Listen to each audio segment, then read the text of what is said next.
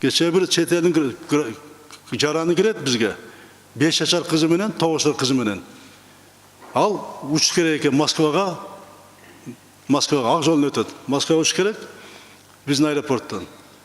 Келет, барат, учурбай коет. Эмне учурбайт? Сенин кызыңа неме басылып аптыр. Печать басылып аптыр, учпайсың. И аны бул эми схема да бул дагы. Аны ГКМ өткөрүп берет. ГКМ алып жүрөт да анысы немеге барат? Чек арага. Барып немени алып чыгат? Жанакыл. Өттү, өтпөдү деп. Ошентип 3 күн өтөт. Алып барып гостиницага киргизип коет.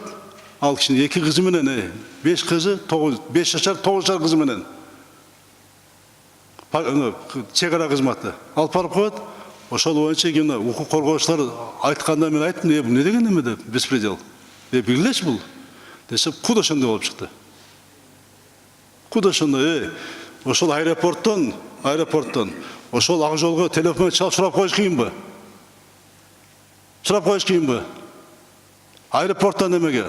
Бул атайлап түзүлгөн схемалары. Атайлап, ал билген ошо турган. Атайлап баспай койгон. А биз туристтерди көбөйтүп жатабыз. Отуруп алып, 2 келе сон эсебинен Кыргызстандын жалпы имиджи кетип атат. Жолдош Ашиев. Кыргызстандын кетип атат. А бул биринчи эмес да, отур. Бул биринчи эмес да бул. Бул биринчи эмес да.